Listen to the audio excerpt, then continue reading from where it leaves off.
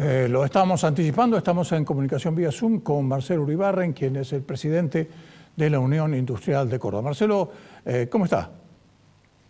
Muy bien, Gustavo, ¿qué tal? Mucho gusto. Buenas Bien, tardes. la primera pregunta que quiero realizarle se refiere concretamente a la industria de la maquinaria agrícola, porque era, digamos así, una de las elegidas en los últimos tiempos, en los últimos meses, que no estaba directamente afectada, como lo han sido otras actividades industriales, por este tema de la pandemia. Pero hay también aquí un amesetamiento. ¿Cómo lo ven ustedes?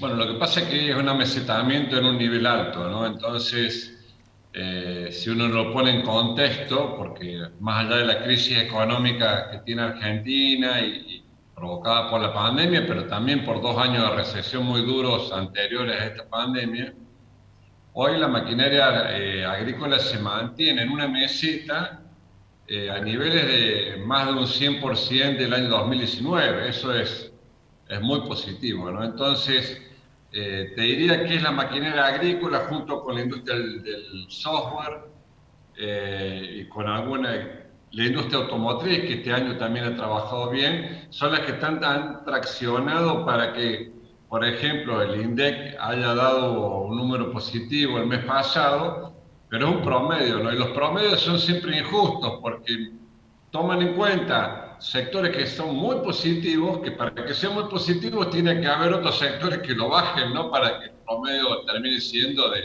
5 o 6%, o sea, números que no son tan importantes. Marcelo, ¿cómo les está yendo al resto de todos aquellos, particularmente a la pequeña y mediana empresa, que son muchos, es decir, son la mayoría en definitiva dentro de la industria cordobesa, que han estado subsistiendo en algunos casos, merced al capital que tenían guardado, un capital de ahorro, eso se terminó, también un poco de auxilio del gobierno, pero lo que pasa es que la inactividad y la falta de ventas continúa, es una situación particularmente crítica. ¿Cómo está ese panorama? Sí, es así, Gustavo. La situación, si bien hay sectores, como te decía, muy, digamos, razonablemente bien, hay sectores que no la están pasando bien. A nivel sectores, podemos hablar de la industria gráfica, la industria de la minería, otros sectores que, te doy un ejemplo, que son los que sufren más, sufren las restricciones a los movimientos, ¿no? Que tienen que ver con la pandemia. Por ejemplo, si hay la limitación que se produce, limitación nocturna, bueno, automáticamente se dejan de vender ropa y zapatillas porque tiene que ver que uno no sale y cosas de ese tipo. Pero lo que nosotros vemos en base a los indicadores que mostramos mes a mes es que las empresas más pequeñas son las más perjudicadas y esa no importa de qué sector trabajen, ¿no?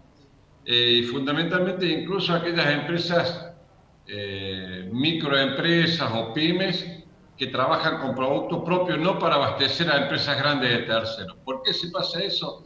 Porque las empresas grandes tienen mercados más consolidados, tienen un nivel de financiamiento para sus productos que las chicas no tienen, y las chicas no tienen apoyo bancario porque obviamente al ser más débiles estamos en una situación donde falta crédito y ellas son las que más lo sufren, sin duda. Marcelo, ¿qué pronóstico hace usted particularmente para todas esas empresas que están, algunas han tenido que cerrar y otras que están ya directamente con el agua al cuello, a pesar de que estamos en época de sequía? Pero la sequía es, además es económica. Sí, bueno, nosotros pensamos de que, como dice el gobierno, está planteando, ¿no? De que hay que poner dinero en el bolsillo de la gente vía aumento de sueldo, pero sabemos que si eso ocurre, primero nos vamos a encontrar con el principal problema, es que las empresas lo puedan pagar, pero segundo, es una medicina, es una aspirina de muy corto plazo. Cuáles son los cambios estructurales que necesitamos que ocurran para que realmente uno pueda planificar a mediano y largo plazo qué es lo que necesita una empresa, son fundamentalmente una industria. Hace falta que vuelva la inversión privada y para que eso ocurra tiene que volver la confianza, no tiene que haber tensión sobre el dólar porque eso muestra un síntoma inequívoco de la desconfianza que hay de lo que puede ocurrir después de que terminen las elecciones. Entonces nos parece que tendría que haber medidas más estructurales de lo que está pasando ahora. Claro, porque encima el gobierno, que sabe que las encuestas no le están dando bien, está tomando medidas que después pueden tener una consecuencia catastrófica, como es, por ejemplo, la reapertura masiva otra vez de las paritarias, ¿no? Sí, bueno, eso, hacer paritarias y no analizar la situación por tamaño, por sector, se hace por sector, pero no por tamaño, que uno termina cometiendo graves errores. También es un momento, no estamos aprovechando la ola positiva que tienen aquellos sectores que están traccionando, puesto que al estar prohibido despedir hasta fin de año, también es un síntoma negativo, porque empresas que pueden hacer inversiones justamente para capitalizar el buen momento que viven, dicen, yo me estaré metiendo en un problema, entonces se tratan de frenar. No lo digo yo, lo dicen los números que tienen que ver con la inversión privada en función del Producto Bruto Interno, que en Argentina te diría que es la más baja de Latinoamérica, y eso es un síntoma también muy fuerte. Ahora, Marcelo, ¿el gobierno atiende sus quejas? ¿Es consciente de la situación por la cual está atravesando la industria argentina? Yo creo que estamos complicados en el sentido de que no hemos puesto en el eje, en el foco de la tormenta, la inflación. Nos hemos acostumbrado a vivir con inflación. La inflación de a poco se come los ingresos de la gente, pero fundamentalmente de los que los tienen. Es un impuesto, el impuesto inflacionario, y tarde o temprano realmente va creando cada vez más pobres, de a poco, sin prisa, pero sin pausa.